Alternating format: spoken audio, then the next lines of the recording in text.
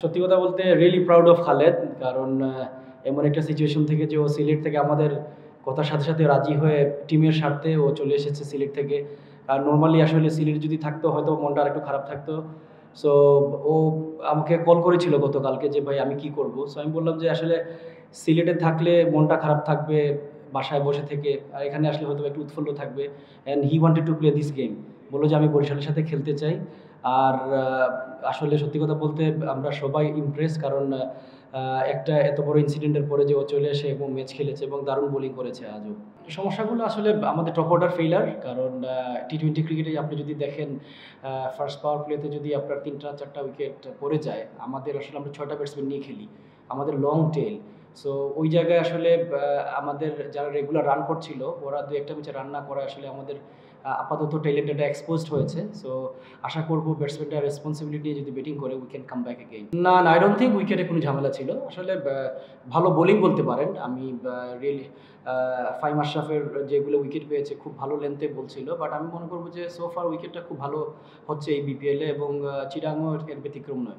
তুলনামূলক বলতে আমি বলবো যে আসলে আর্লি উইকেট পর আমাদের যদি টিমের চিন্তা করি, আমাদের আর্লি উইকেটটা পড়ে যাচ্ছে। সো আমাদের ক্লার্ক যেমন আমাদের খুব ভালো ব্যাটিং করছিল পুরো throughout the tournament. So ও 2টা ম্যাচে আউট হয়, আমরা আসলে একটু পিছিয়ে গেছি। আর বলবো যে উসমানও রান করছিল, দুজন আমাদের খুব মানে ফর্মের প্লেয়ার, আমরা রান করতে পারিনি, এই জন্য আসলে আমরা স্ট্রাগলিং করছি। আর আমি টু বি অনেস্ট এই বছর বিপিএলে কোনো কিছু মানে মানে সাধুবাদ দিতে হয় কিউরেটার বলেন বা বলেন যে উইকেটের। সো বা এখনও চিটাগংয়ে আরও 3-4 দিন আছে, আমি আশা করবো যে হাই স্কোরিং গেমই হবে। ডেফিনেটলি আমাদের স্কেজুলিংয়ে প্রবলেম, কারণ বড় বড় স্টাররা আসলে আইএল খেলতে চায়, এসএ খেলতে চায়। সো আমরা তো 2012-13-তে এইভাবে অনেক বড় বড় স্টারও খেলেছে, আমাদের টিমই খেলেছে চিটাগং কিংসে, আমিও ওদের সাথে খেলেছি। আমি বলবো যে অবশ্যই আমাদের এটা নিয়ে চিন্তা করা উচিত, আমাদের স্কেডিউলটা যে আইএল বা ইয়ের সাথে যদি সাংঘর্ষিক হয় তাহলে অবশ্যই সবাই চাইবে দুবাইতে খেলবে, সবাই চাইবে সাউথ আফ্রিকাতে খেলতে।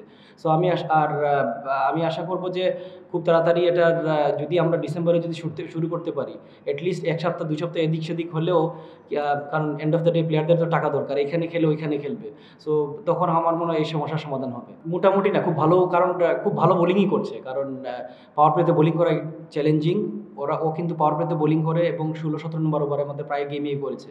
আমি বলবো যে অনেক বড় ব্রেভ হার্ট বোলারও, আর সত্যি কথা বলতে ওর পেস নিয়ে কাজ করছে। সো আমি বলবো যে বাংলাদেশকে ছোটো ফর্মেটে অনেক দিন ও সার্ভিস দিতে পারবে, আর এরকম বোলার আসলে খুব কমই আসে। আমি আশাবাদী আলিসুল ইসলাম বাংলাদেশে আবার কামব্যাক করবে এবং স্ট্রংলি কামব্যাক করবে বাংলাদেশের পরে।